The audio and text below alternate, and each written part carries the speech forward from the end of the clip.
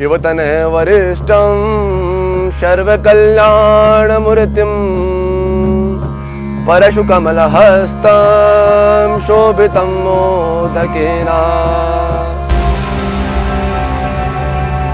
अरुणकमलमालां व्याललम्बोदरं च मम हृदयनिवासं श्रीगणेशं नमामि।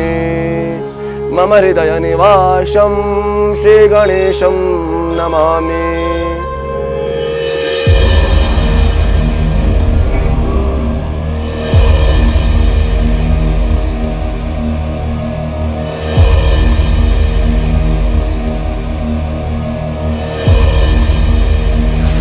वो शिव हैं,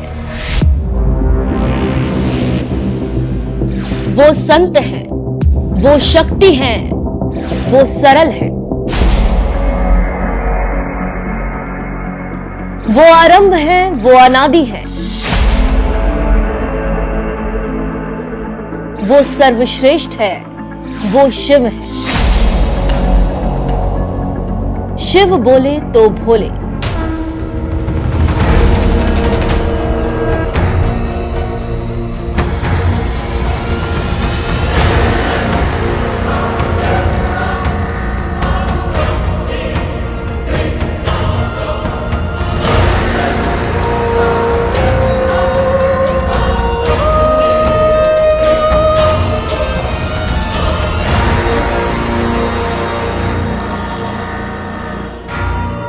बीइंग घुमक्कड़ की टीम इस बार उत्तराखंड में थी।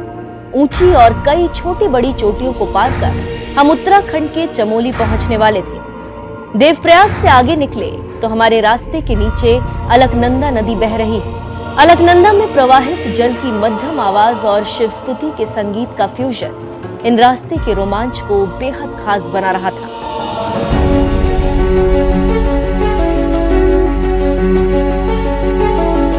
इधर हमारे मन में सवालों की संख्या बढ़ती जा रही थी।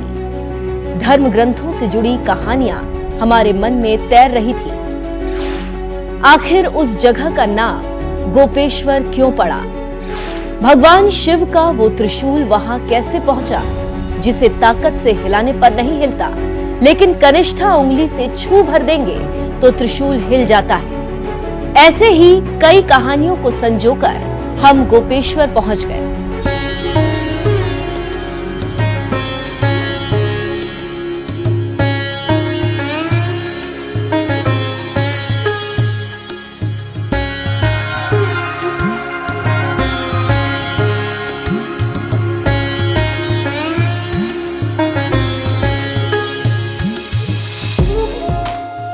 उत्तर भारत या दक्षिण भारत में मंदिरों की भव्यता भक्तों को आकर्षित करती है, लेकिन भव्यता पर कई बार भक्ति भारी पड़ जाती है। गोपीनाथ महादेव मंदिर परिसर में चमत्कारिक त्रिशूल है। इस त्रिशूल की क्या कहानी है, हम एक एक करके सब कुछ जानना चाहते थे, लेकिन तभी हमें पता चला कि इस मंदिर के गर्भगृह की तस्वीर को उतारना मना है, मतलब कैमरे की नो एंट्री। एक रहस्य ये भी है कि इसको गोपीनाथ मंदिर क्यों कहा जाता है। अगर मैं आपको पुराणों के हिसाब से इस मंदिर की व्याख्या करूं तो इस मंदिर को पशुवेश्वर महादेव तथा गोस्थल भी कहा जाता है। जो इस मंदिर का पुरातन नाम है वो गोस्थल और पशुवेश्वर महादेव है। पशुवेश्वर महादेव क्यों है? स्कंद पुराण के केदार खंड में लिखा गया है कि इस मंदिर का नाम पशुवेश्वर महादेव है।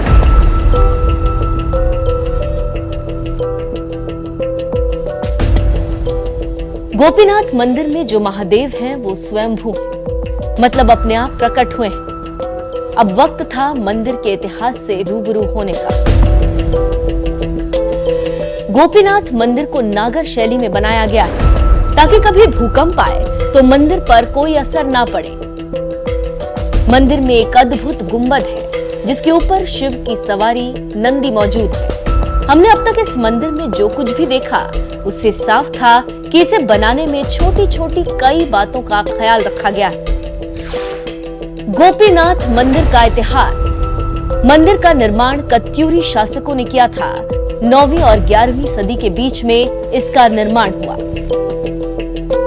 गोपीनाथ मंदिर का इतिहास जितना पुराना है, लोगों के मन में उसे लेकर आस्था उससे कहीं ज्यादा मजबूत है। हम बार बार मंदिर के कैंपस में लगे त्रिशूल की तरफ खींचे चले जा रहे थे। 55 फीट का ये त्रिशूल सिर्फ एक उंगली से कैसे हिल जाता है? सालों साल से लगे इस त्रिशूल पर कोई असर क्यों नहीं पड़ा? इन सारे सवालों के जवाब से हम बस कुछ ही देर में मिलने वाले थे। पुराणों में वर्णन है कि महादेव के अपमान के बाद देवी सती ने खुद को भस्म कर लिया था। सती के विरह में महादेव व्याकुल हो गए। सृष्टि में त्राहिमाम मच गया। महादेव कुछ समय बाद सामान्य हुए तो तपस्या करने लगे। इस बात की खबर से देवता बेचैन हो गए, क्योंकि माता पार्वती के साथ शिव विवाह के लिए जरूरी था कि महादेव तपस्या तोड़ दें। इसलिए कामदेव से कहा गया कि वो शिव की किसी भी तरह से तपस्या भंग कर दें, लेकिन सब कुछ उल्टा पड़ गया। शिव की तपस्या टूट तो गई, लेकिन उन्होंने अपना त्रिशूल कामदेव को मारने के लिए फेंका और कहते हैं कि गोपेश्वर मंदिर में लगा त्रिशूल महादेव का ही त्रिशूल है।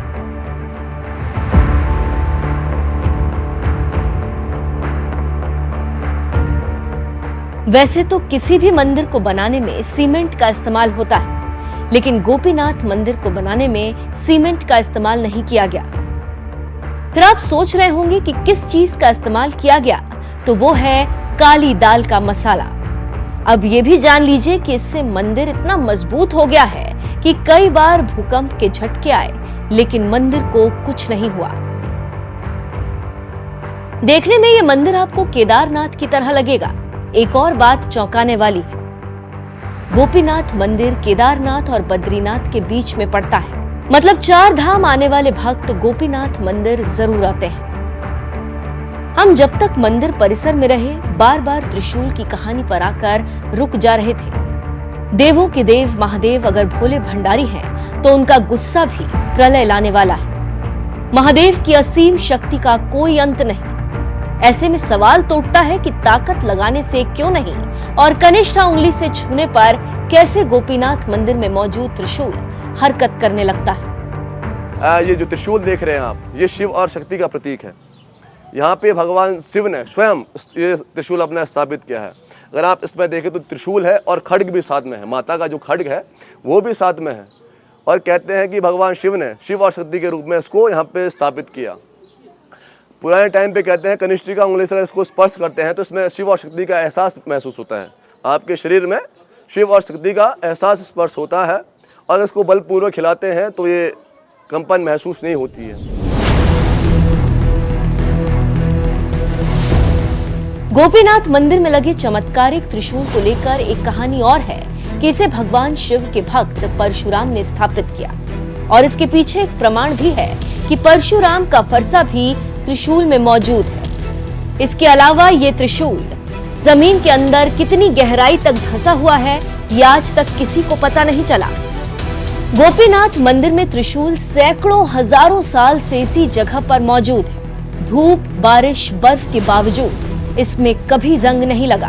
कहते हैं कि यह अष्टधातु से बना है। साथ ही मंदिर से बाहर कुछ ही दूरी पर एक वैतरणी कुंड है।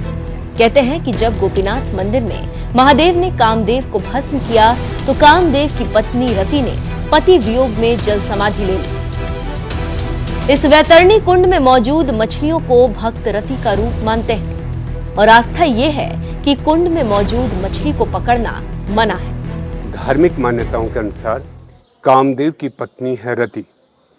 जब भगवान तपस्या में थे और देवासुर संग्राम हो रहा था, तो देवताओं को लगा कि भगवान यदि माता पार्वती से विवाह करेंगे और उनका जो पुत्र होगा वो राक्षसों को मारेगा, तो शिव साधना में थे।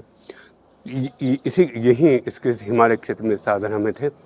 देवताओं की हिम्मत नहीं हो रही थी कि भगवान को उठा दें साधना।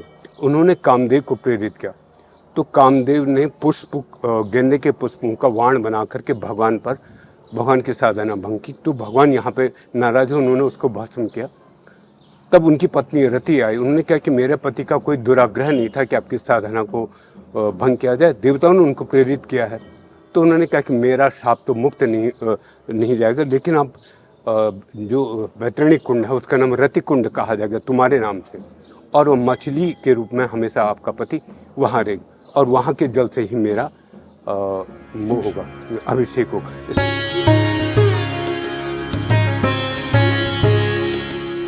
वैसे भी जहां आस्था बहुत मजबूत हो वहां दो हाथ अपने आप जुड़ जाते हैं और सिर नीचे की ओर झुक जाता है।